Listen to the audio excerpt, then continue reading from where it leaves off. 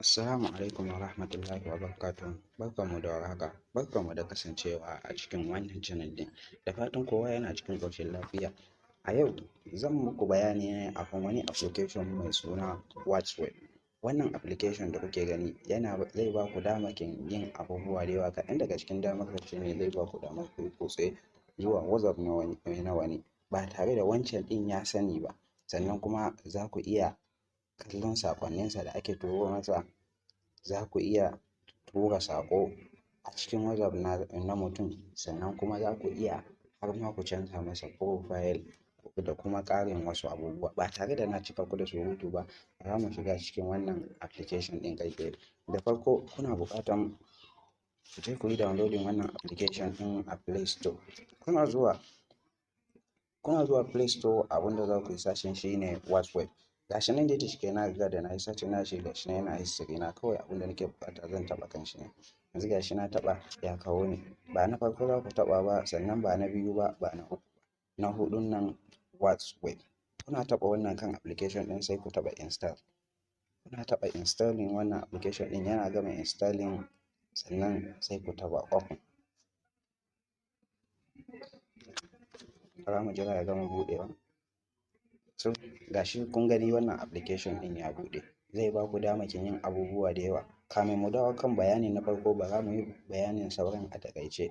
Ga status download, za ku iya downloading status na WhatsApp naku ta wajen. Sannan ga WhatsApp cleaner, za ku iya shiga ku shashshare wasu abubuwan da aka turo muku na WhatsApp, in ma bidiyo ko audio ko kuma hotuna. Na huɗun nan kuma WhatsApp gallery, za ku iya shiga wajen ku kalli hotunan da aka turo muku ta WhatsApp ko kuma kuka tura baki ɗaya. Ga na biyar video splitter. Wannan shi video splitter nan zai ba ku daman rarraba bidiyo ne ku kakkasa shi ku ɗau iya inda kuke so. Na biyar ɗin nan kuma shine direct chat. Wannan zai ba ku damar ku tura wa mutum saƙo ne ba tare da kun yi saving contact nasu ba. Kuna taɓa kan direct chat, zai tambaye ku sa nambar mutum, sannan kuma ku rubuta saƙon da kuke buƙata za ku tura masa. Amma ba shi ne ya kawo mu ba. Abin da ya kawo mu shine bayani akan WhatsApp. So mun koma baya. Wannan shine WhatsApp. Kamin ku yi aiki da wannan WhatsApp nan, kuna buƙatan ku ɗauko wayan wanda kuke buƙatan ku yi kutse zuwa WhatsApp nashi. Yanzu dai zan taɓa kan WhatsApp sabida ga waya.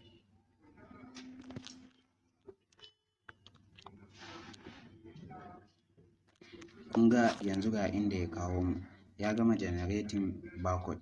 Abin da muke buƙata shine za mu shiga ɗayan wayan tamu domin ɗaukan wannan barcode ɗin. Ku biyo mu. Yanzu gashi na shiga WhatsApp na wannan wanda shi nake buƙatan zan yi wa kutse. Abin da nake buƙata na yi shine zan taɓa ɗigon da yake gefen dama a saman nan, ɗigo uku wanda suke tsaye. So yanzu na taɓa. Sannan zan taɓa link device. So yanzu gashi na taɓa link device. Yanzu zan ƙara taɓa shi saboda ya bani damar ɗaukan wannan barcode ɗin.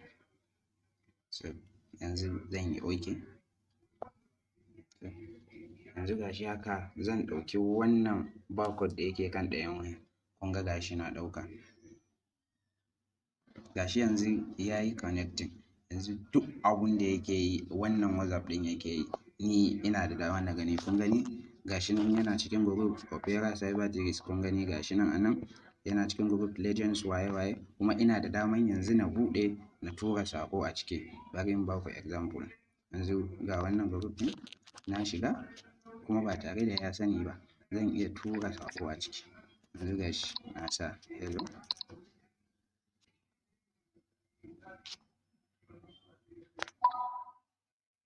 So yanzu kun ga na tura hello.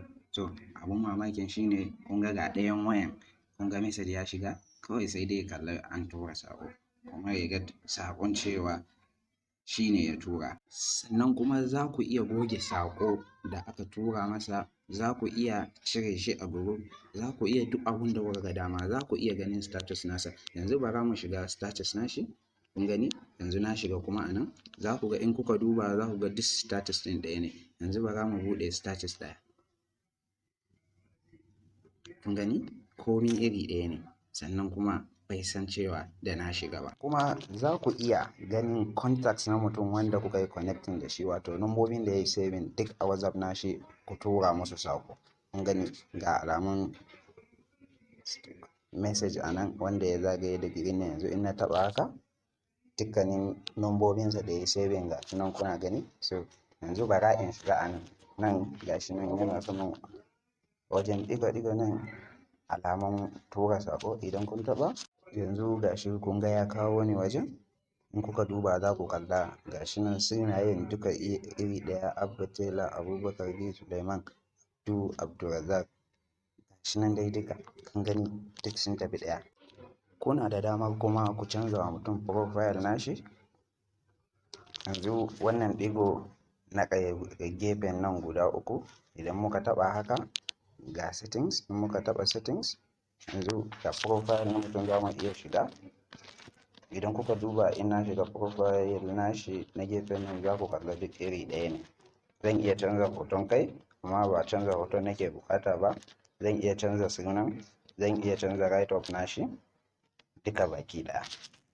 Ga waɗanda suke buƙatar su kare kansu kuma daga sai zuwa WhatsApp nasu abu mai sauƙi ne. Za mu koma baya zuwa ainihin WhatsApp. Abin da za ku yi shine za ku taɓa ɗigo da yake sama guda uku nan. Idan kun taɓa shi sannan ku taɓa link devices. So a nan za ku kalli duk waɗansu waɗanda suke bibiyan WhatsApp naku. Yanzu dai gashi kun ga ya nuna cewa ana bibiyan WhatsApp nashi daga Chrome.